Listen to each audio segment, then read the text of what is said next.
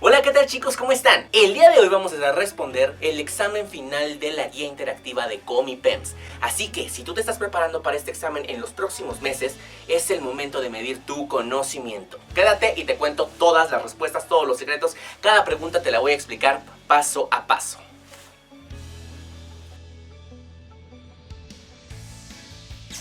En la página www.comipems.org.mx podrás descargar la guía interactiva.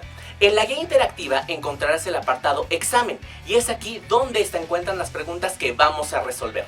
Ojo, debes considerar que a veces el sistema puede ponértelas un poco en azar, así que si no es exactamente el orden de las preguntas que vamos a ver en este video, no te preocupes, tiene exactamente la misma validez. Aparecerán en un momento u otro. Así que vamos con el primer módulo, que es razonamiento verbal.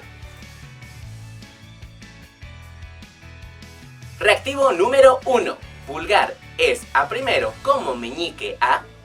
Lo que nos están preguntando es una analogía. Es decir, te ponen dos cosas diferentes que aparentemente no tienen ninguna relación, pero sí que la tienen. Y esa relación que pueden tener es de diferentes tipos. Por ejemplo, de cosas y sus propiedades, género y especie, el todo y la parte, ciudades y países, entre otras. Así que en este caso, cuando vemos pulgar es a primero como meñique a, lo que te piden es que completes una analogía mediante las cosas y sus propiedades. Tienes que ver únicamente tu mano y contar.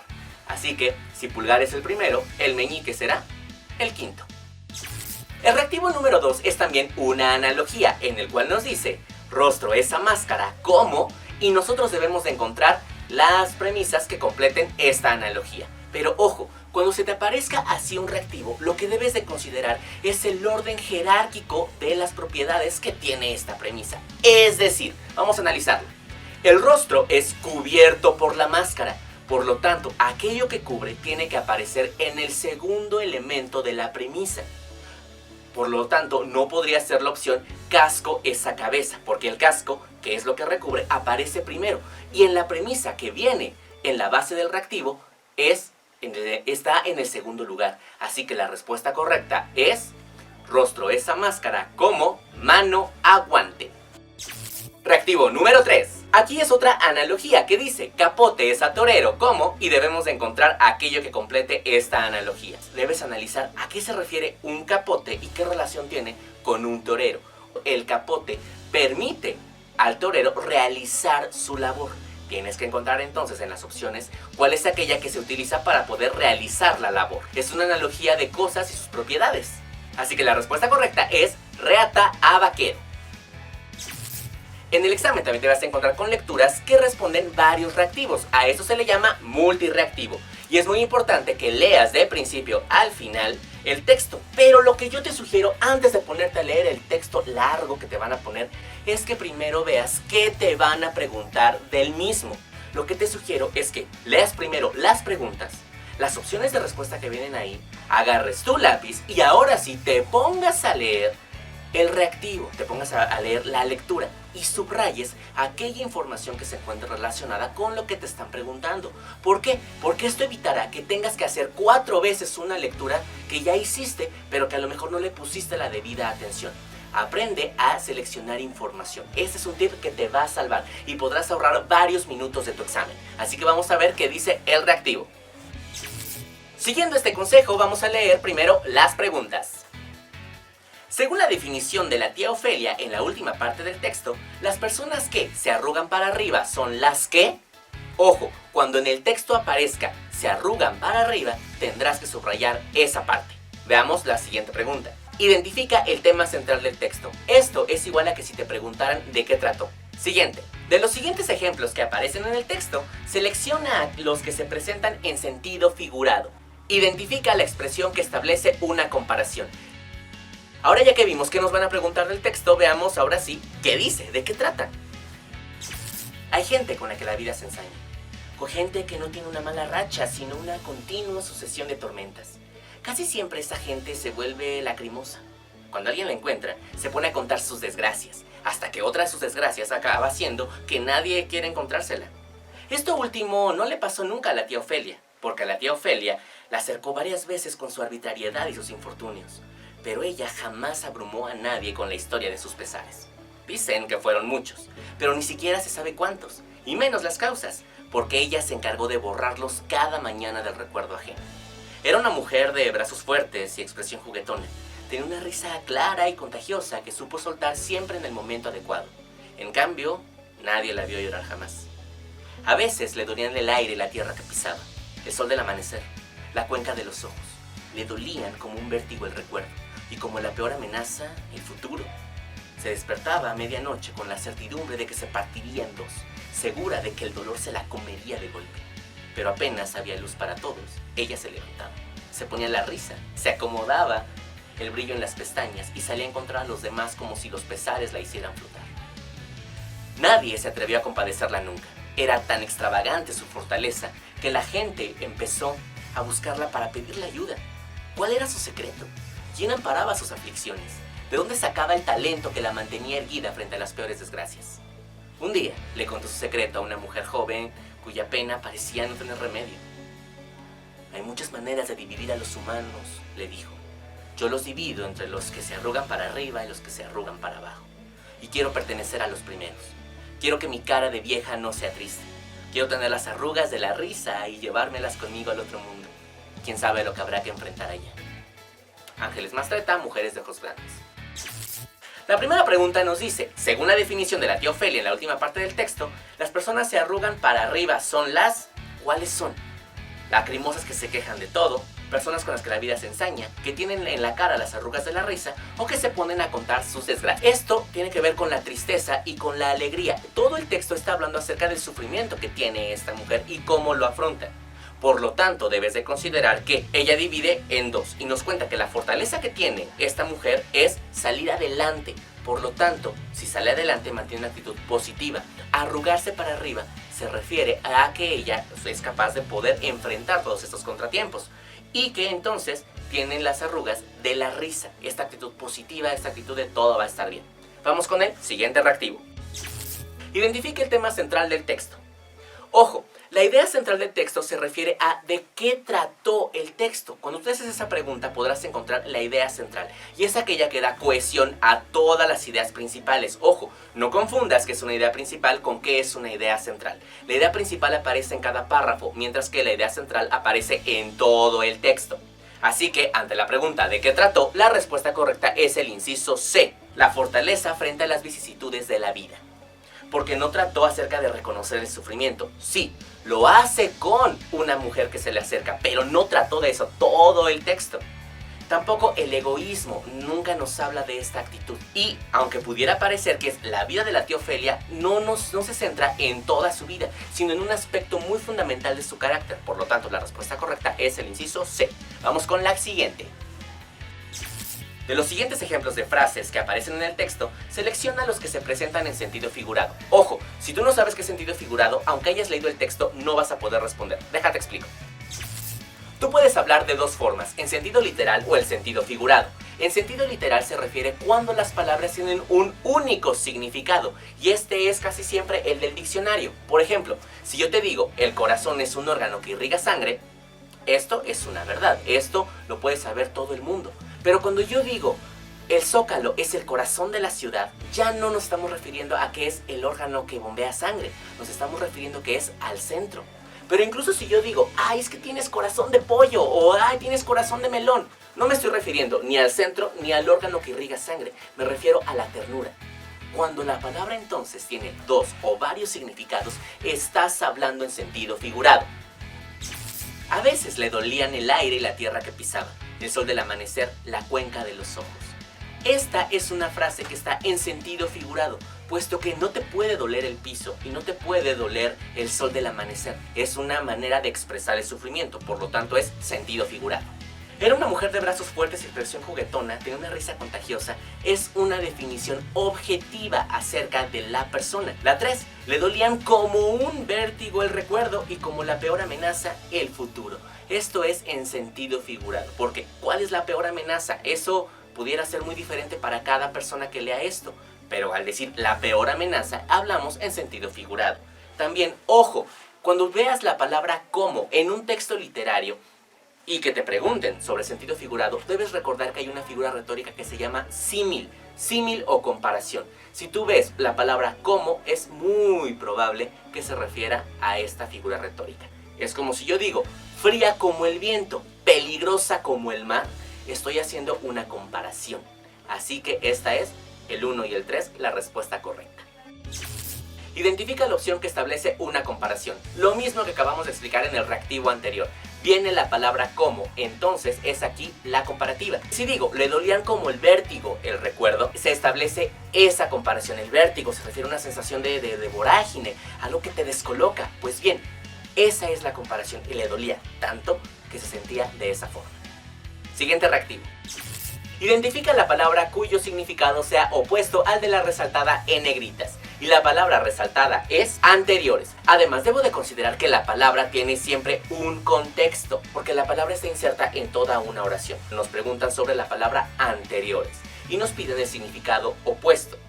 Tenemos las opciones de respuesta, pero aquí la confusión podría estar entre las opciones consecuente y posteriores. No puede ser consecuente porque para que algo sea consecuente requiere una causa, y así como te están poniendo en el contexto, no aparece ninguna causa para que tú puedas decir que esto es consecuente con lo que se acaba de decir. Así que la respuesta correcta es el inciso A. Siguiente reactivo. El siguiente reactivo tiene que ver también con palabras opuestas, es decir, antónimos. Y nos dice, Álvaro es un hombre avaro. Tienes que preguntarte qué significa avaro. Una persona avara es aquella que no quiere soltar dinero, aquella que aunque tiene no quiere dar, que le cuesta trabajo soltar. Así que veamos las opciones de respuesta al respecto. Tacaño es un sinónimo, por lo tanto esta la descartamos. Agradecido, aunque es contrario tal vez la actitud, avaro es una característica negativa, una actitud negativa, y agradecido es positiva. Que sean negativa y positiva no quiere decir que se refieren al mismo concepto, por lo tanto la descartamos. Autoritario también es una palabra negativa, es una actitud negativa igual que ser avaro, pero nos piden lo opuesto, así que la descartamos. Y nos quedamos entonces con dadivoso. ¿Y qué significa dadivoso? Aquella persona que puede dar, que puede entregar, que puede soltar, es decir, que no es avara. ¿Cuál palabra tiene significado opuesto a la resaltada en negritas? Y dice, últimamente te he visto muy taciturno en la clase de física. Y primero, ¿qué es taciturno?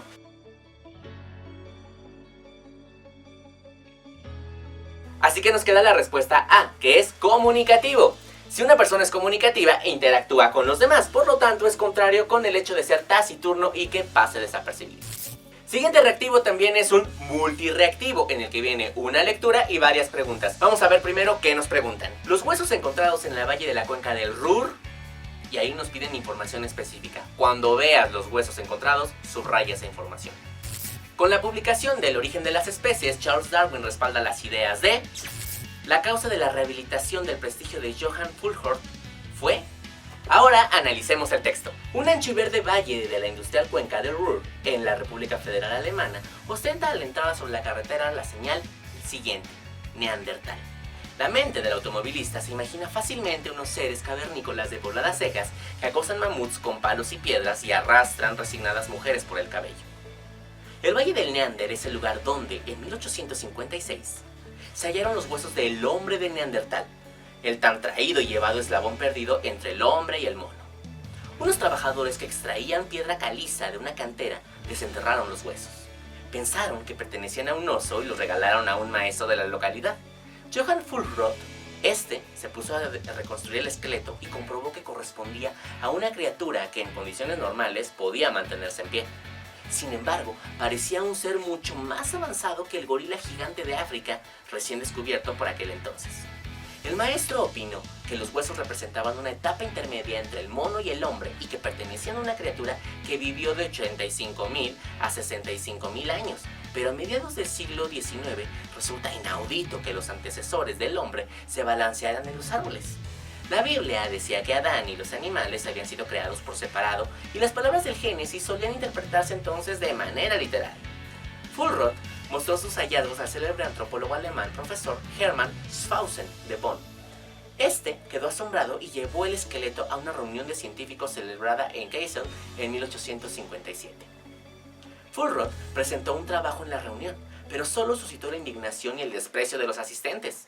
Su principal oponente fue Rudolf Virchow, médico y antropólogo, que denunció a Fuhlrott y declaró que los huesos de Neandertal, aunque denotaban una fortaleza poco común, habían pertenecido a algún ser deformado por el raquitismo.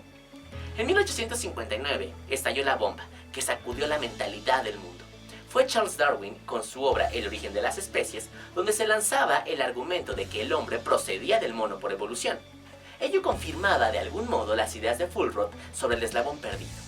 Virchow y sus seguidores se encontraban entre los muchos hombres de ciencia cuyas ideas se sometían a revisión. Pronto se descubrieron restos óseos, parecidos a los del hombre de Neandertal en Fuhlrott, en Gibraltar, Francia, Bohemia y Moravia. Se demostró que todos estos hallazgos correspondían al último periodo interglacial, que concluyó hace 65.000 años. Las aportaciones de Fuhlrott fueron revaloradas, pero para entonces él ya había muerto. El sabio maestro yace acerca del Valle de Neandertal, que nos ha ofrecido alguna luz sobre el profundo misterio del origen del hombre. El gran libro de lo asombroso e inaudito del Reader's Digest. Muy bien, entonces analicemos las opciones de respuesta. Aquí también debes de considerar que a lo mejor te pueden presentar dentro de las opciones alguna información que es inconsistente con el texto. Veamos cuáles son. Pertenecían al esqueleto del oso según el profesor. Ojo, no pertenecían...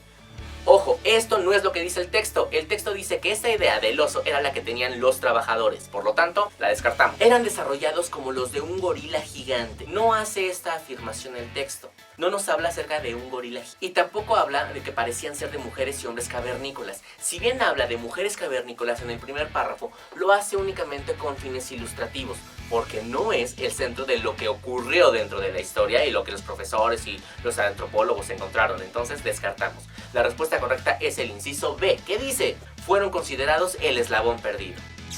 Con la publicación de El origen de las especies, Charles Darwin respalda las ideas de no pueden ser las ideas del Génesis de la Biblia, porque aunque se habla de esta postura, no dice que sea la de Darwin, sino que en ese tiempo se consideraba todo a partir de la visión bíblica. Por lo tanto, las ideas de Darwin vienen a ser un contrapeso a esta postura, así que como son opuestas, no es la respuesta correcta. El médico y antropólogo Rudolf Virchow tampoco, porque Virchow es el adversario científico de nuestro personaje central, que es Fuhlrott. El que estaba equivocado era Virchow, no Fuhlrott, por lo tanto la desechamos también. Y por último aparece el antropólogo Hermann Schwausen. A lo mejor no se pronuncia así, pero bueno, no importa, yo no soy alemán. Este personaje únicamente tiene la función de invitar a Fuhlrott a que presente su trabajo, así que tampoco es. Así que la respuesta es el inciso A, el maestro de Neander. Y la causa de la rehabilitación del prestigio de Fuhlrott, ¿cuál fue? Obviamente, con esto que hemos explicado, el inciso C. ¿Por qué? Porque aunque Darwin apoya o nos permite entender teóricamente que tal vez Fuhlrott tenía la razón, el descubrimiento de otros restos similares, y nos dice la lista de países, es lo que termina de confirmar que él estaba en lo correcto. Por lo tanto, esta es la respuesta correcta. Debes de considerar que cuando hay preguntas de comprensión de lectura, tienes que ceñirte a lo que el texto dice, no a lo que crees que dice. Por lo tanto, como te he repetido, subraya aquello que tiene que ver con la pregunta que te están realizando. El siguiente reactivo tiene que ver con sinónimos, que se refiere a palabras que tienen un significado similar. Y la oración dice: la probabilidad de una recesión internacional ha dejado de ser una mera conjetura y se ha convertido en una eventualidad inminente. Y la palabra que está en negritas es conjetura. Si no tienes la más mínima idea de qué es una conjetura, lo que yo te sugiero es que trates de poner las opciones de respuesta, esas palabras, en el lugar de la oración. Y si te suena coherente, si te suena a que tiene el mismo significado, entonces esa es la respuesta correcta. No puede ser conjura, porque conjura se refiere como a llamar la atención del otro. Tampoco certidumbre, porque certidumbre y seguridad es que tienen la plena conciencia, no hay otra alternativa a que sea eso que están pensando. Pero cuando dice que la probabilidad ha dejado de ser una mera conjetura, se refiere a que es una mera suposición. Una conjetura es eso. La respuesta correcta es el inciso B.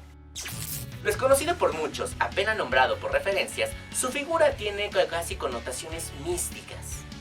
Cuando hablamos de lo místico, tenemos que ver con algo que está más allá de este plano terrenal.